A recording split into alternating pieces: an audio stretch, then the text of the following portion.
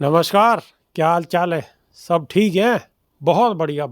अपने और अपने को ख्याल रखो और जब टाइम मिले तो वीडियो जरूर देखो। देसी देख बिगर ब्रेक बगैर लाग लपेट, बिल्कुल देसी अंदाज में। मैं विपिन बेबाक, मेरे सीधे हाथ को डॉक्टर अरुणेश यादव और बराबर में सहयोगी सादाब रिजवी। स्वागत है साहब। जी धन्यवाद सर। धन्यवाद सर। चुनाव है 9 सीटन पे। महाराष्ट्र में भी चुनाव है, झारखंड में भी चुनाव है, लेकिन चुनाव के साथ साथ बहुजन समाज के साथ अत्याचार लगातार जारी है, कोई कमी नहीं है। दुनिया चांद पे पहुंच जाओ चाहे मंगल पे पहुंच जाओ, लेकिन बहुजन समाज के लोग उन पे लगातार अत्याचार जारी है। अरुणेश यादव, क्या है रोए?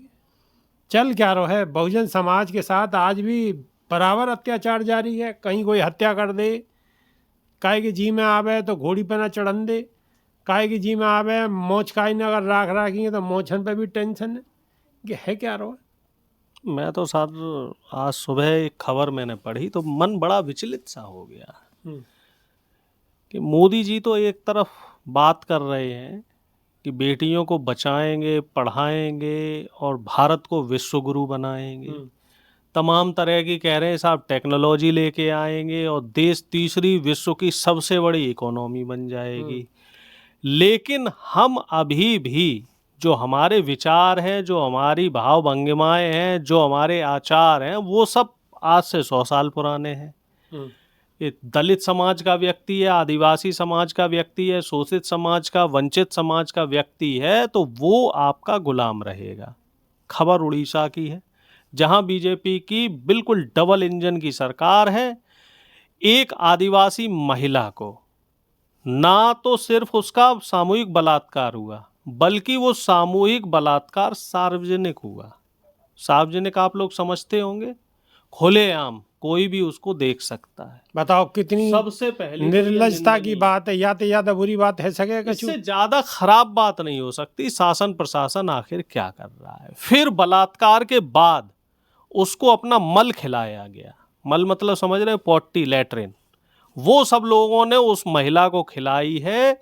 मुझे इस बात को कहने में भी इतनी लज्जा आ रही है, शर्म से मेरा सर झुका जा रहा है, अंदर से आत्मा रो रही है कि आखिर इस देश में संविधान के क्या मायने रह गए, देश में प्रजातंत्र के क्या मायने रह गए, देश में लोकतंत्र के क्या मायने रह गए कि जब एक महिला को आप लैट्रिन खिला रहे हैं, मल खिला रहे हैं, उसकी नुमाइश कर रहे हैं, सार्वजनिक रूप से गांव के तमाम लोग उसका बलात्कार कर रहे हैं और मोदी जी कह रहे हैं कि हमने देश को विश्वगुरु बना दिया, भारत को विश्वगुरु बना दिया, तीसरी बड़ी इकोनॉमी बना दी, मंगल पे पहुंच गए हम, बुध पे पहुंच गए। अरे जुल्मियों डूम मरो, जुल्मियों डूम मरो।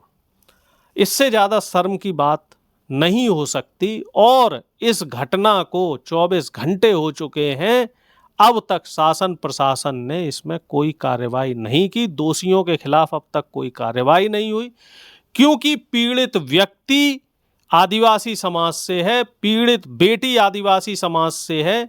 यही अगर कोई अमीर व्यक्ति होता, देखिए बलात्कार होता है, हत्या होती है, मैं उसमें विभेद नहीं करना चाहता, लेकिन फिर भी आज मुझे कहने पे विवश होना पड़ रहा है। अगर आप लोग मेरी बातों से नाराज हैं तो मुझे ये नाराजगी बर्दाश्त है।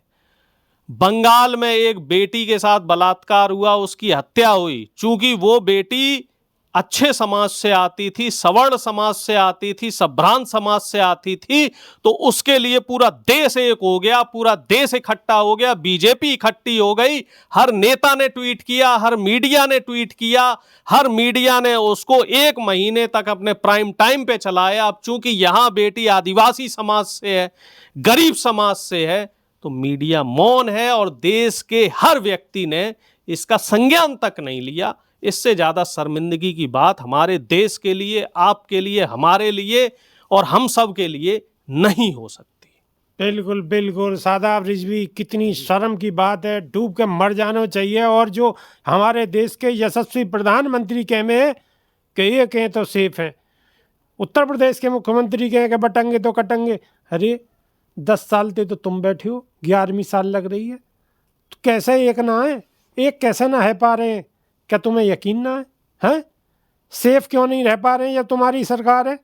क्या कहना चाह रहे हो? कहनो क्या चाह रहे हो? सब जुमलेबाजी है सर, और जुमले तो बदलते रहे हैं, बदलते रहेंगे। अब नया जुमला है, एक है तो सेफ है, लेकिन सेफ की परिभाषा शायद इनकी नज़र में बहुजन समाज के साथ बलात्कार है, बहुजन समाज के साथ अत्याचार है, बहुजन समाज को जो है नंगा करके घुमाया जा रहा है सड़कों पर सरेआम, वो है। उनको घोड़े पे नहीं चढ़ने दिया जा रहा है, दूल्हा नहीं बनने दिया जा रहा है, पुलिस आ रही है, उसके लिए फोर्स लगानी पड़ रही है, ये शायद सेफ है। और सेफ की परिभाषा शायद उनकी नज़र में ये है कि जब बहुजन समाज का कोई व्यक्ति या कोई युवक काम के लिए जाए तो उसके ऊपर मुंह पे मल मूत्र मल दिया जाए, या फिर उसके ऊपर खौलता हुआ पानी डाल दिया जाए, या कहीं उस युवक को जो है अपनी सफाई करा हुआ जो बचा हुआ खाना है, कचरा है, वो उसको खाने को दिया जाए, ज़बरदस्ती खिलाया जाए, या फिर उनकी बहू बेटियों की इज्जत सरेआम नीलाम की जाए। ये सेफ की परिभाषा है। दूसरी बात, संविधान के ऊपर सीधा सीधा हमला है। अगर कहीं भी कोई घटना होती है, भाई साहब ने बताई प्रोफेसर अरुणेश यादव जी ने कि उड़ीसा में घटना हुई है, पूरे देश का कोई राज्य आप मैं चैलेंज करता हूँ, सभी उस आर्मी को जो ट्रोल करती है, और वो बीजेपी के लोग जो कि बहुजन समाज के ऊपर हमेशा अत्याचार करते रहते हैं, जिनको आपने अभी जुल्मी कहा, उन जुल्मियों को चैलेंज करता हूँ कि देश का कोई एक ऐसा राज्य बता दें जहां पर बहुजन समाज के व्यक्ति पर, महिला पर, बेटी पर, बहू पर अत्याचार ना हुआ हो। खुला चैलेंज। कमेंट आप अपना खोल दीजिए, या हमेशा खुला रहता है आपका कमेंट? बिल्कुल खुला रहता है हर समय। कमेंट बॉक्स आपका हमेशा खुला रहता है, तो मैं कहता हूं कि कमेंट के माध्यम से बताएं कि देश के कौन से राज्य के अंदर एक भी राज्य ऐसा है जहां पर दलितों के साथ अत्याचार नहीं हो रहा है, बहुजन समाज के साथ अत्याचार नहीं हो रहा है। देश की बात कर रहा हूं, देश की बात इसलिए कर रहा हूं क्योंकि देश के यशस्वी प्रधानमंत्री हमेशा से कहते चले आ रहे हैं कि हमें विश्व गुरु बनाना है देश को। क्या ऐसे विश्व गुरु बनेंगे? दूसरी बात, बाबा साहेब अंबेडकर के फोटो से जिसको दिक्कत हो, फोटो तक ना लगाने की बात की जा रही हो, तो वो संविधान को क्या ही बचाएंगे। और सीधा सीधा तौर पे मैं ये कह दूं कि एक बड़ी साजिश चल रही है बेबाक जी, कि संविधान को ख़त्म करेंगे, क्योंकि बहुजन समाज को बचाने का जो हथियार है वो शिक्षा है या संविधान है। संविधान को धीरे धीरे ख़त्म किया जा रहा है, अमेंडमेंट अमेंडमेंट अमेंडमेंट। और ये जो अब आप संविधान की बात कर रहे हो, खत्म होने की बात कर रहे हो, बिल्कुल लेटेस्ट बात कर रहा हूँ। पार्टी पॉलिटिक्स की कोई बात नहीं है, लेकिन फिलहाल चुनाव है। चुनाव में एक वीडियो दरोगा जी रिवाल्वर पिस्टल निकाल के यूँ करके धमका रहे हैं महिलाओं को वोट डालने के नहीं। अब चाहे वो वोट काहे को दे रही हो, बातें हमारा कोई मतलब नहीं है, लेकिन एक पुलिस अधिकारी ऐसे करके खुलेआम रिवाल्वर निकाल के वोटरन को धमकानो असंवैधानिक है। लेकिन पूछ कौन रहा है? कार्रवाई होगी? उम्मीद बहुत कम है, मुश्किल है, कार्रवाई नहीं है पावेगी।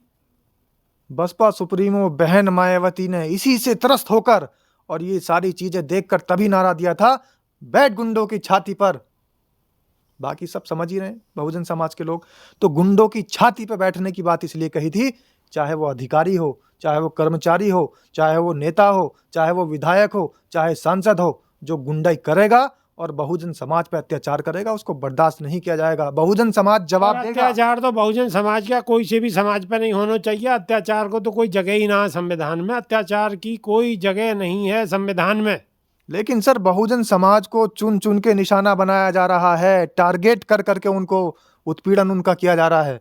हर जगह जहां देखते हैं कि निचले तबके का है, दला हुआ दलित व्यक्ति है, शोषित व्यक्ति है या वंचित है, उसको उठा करके उसके साथ में जितना बुरा व्यवहार किया जा रहा है, ये दुर्भाग्य की बात है कि हमारे देश के प्रधानमंत्री कह रहे हैं कि एक हैं तो सेफ हैं। अरुणेश यादव, एक वीडियो वायरल है, दरोगा जी रिवाल्वर पिस्टल निकाल के सीधे सीधे धमका रहे हैं। चुनाव है, चुनाव में वोट डालने के लिए महिला जा रही है, उन्हें धमका रहे हैं कि बिल्कुल मार दूंगा, खुलेआम मार दूंगा। वीडियो बननी है, वीडियो वायरल है रही है, लग रही है कोई उम्मीद कि कोई कार्रवाई होगी। ऊपर से आदेश मिला है कि ऐसा काम करना है। जहाँ भी आपको मुसलमान दिखे, दलित समाज का व्यक्ति दिखे, शोषित वंचित समाज का व्यक्ति दिखे, ऐसा व्यक्ति दिखे जो संविधान को मानने वाला है, समझ लेना वो बीजेपी का वोटर नहीं है और उसको वोट नहीं डालने जाने देना है। क्योंकि उत्तर प्रदेश के मुख्यमंत्री डर गए हैं। लोकसभा चुनाव में जो परिणाम आए हैं उससे उनके अंदर दहशत भरी हुई है।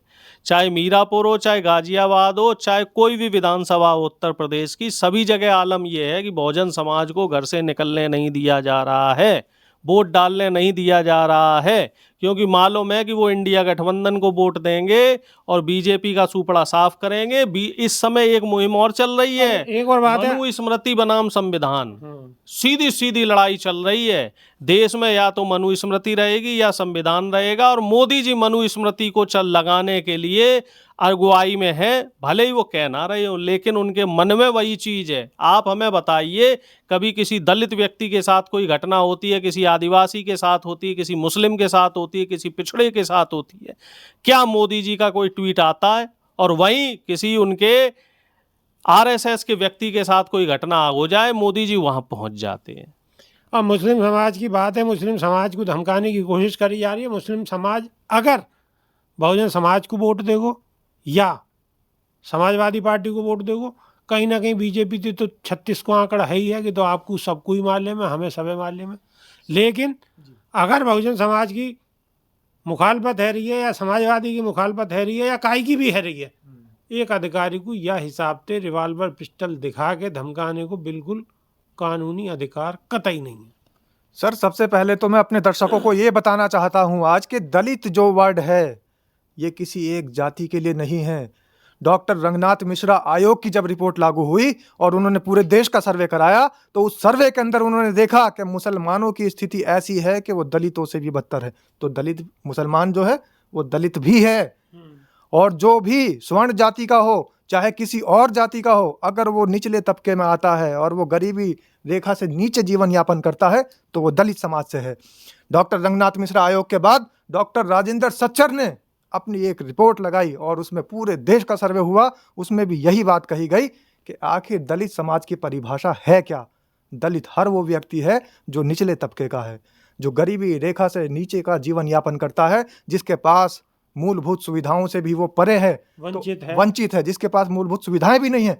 तो ऐसे दलितों को, ऐसे शोषित वर्ग को, ऐसे वंचित वर्ग को आप तमंचा दिखा के उसका वोट पलटने की बात कर रहे हैं। ये गुंडाई है सरासर, ये लोकतंत्र की हत्या है। ये उस मुसलमान महिला पे प्रहार नहीं है, ये आपके देश के संविधान पर प्रहार है। देश के संविधान पर प्रहार है अरुणेश यादव। ये निश्चित तौर पे मामला बहुत संगीन होता जा रहा है और जैसे जैसे मौजूदा सरकार का कार्यकाल बढ़ता जा रहा है, सरकार की कारगुजारियों में आप देखिए कि एक मोनोपोली आ रही है, एक बनावटीपन आ रहा है। सरकार के अंदर का जो खौफ है, जो जनता को लेके जो खौफ हुआ करता था, वो ख़त्म होता जा रहा है और जनता के दिल में सरकार ने दहशत भर दी है। वोट ना डालने देना, किसी दलित आदिवासी के साथ अत्याचार करना, उसको मूछ ना रखने देना, घोड़ी पे ना बैठने देना, उसके मुंह पे पेशाब करना, उसका सार्वजनिक बलात्कार करना, उसको मल खिलाना, इस तरह की जो तमाम घटनाएं आ रही हैं, वो घटनाएं साफ तौर पे ये बता रही कि हम साहब अब आगे नहीं जा रहे हैं, विश्वगुरु नहीं बन रहे, अब मंगल बुध शनि इन पे कहीं नहीं जा रहे। अब हम 500 साल पीछे वाली व्यवस्था में जा रहे हैं, जहां पर हमारे दर्शक भी सुन लें, क्योंकि जो हमारा यूथ है उसे नहीं मालूम होगा। आज से 500 साल पहले हमारे देश की व्यवस्था ये थी कि दलित को जो कमर है उस पे झाड़ू बांध दी जाती थी, जिससे कि उसके पैर जहां भी पड़े वो अपने आप साफ हो जाए। दलित के पैर जमीन पे नहीं पड़ने चाहिए, दलित की परछाई किसी सवर्ण व्यक्ति को नहीं लगनी चाहिए, दलित की महिलाएं अपना स्तन नहीं ढक सकती थी, अगर वो स्तन ढकती थी तो उस पर टैक्स लगता था, यानी कि दलित की स्त्रियां निर्वस्त्र घूमेंगी। और दलित के घर में अगर कोई बच्चा पैदा होगा तो पहला बच्चा गंगा में प्रवाहित किया जाएगा। दलित के घर में कोई शादी होगी तो उसकी जो नववधू है वो 5 दिन ब्राह्मण, जो उस गांव का ब्राह्मण होता था, उसके साथ हम विस्तर होगी। इस तरह का एक समाज पहले हमारे देश में था, जिसे हम मनु स्मृति कहते हैं, और इसी मनु स्मृति का विरोध संविधान ने किया है, उसको खत्म करने का काम किया है।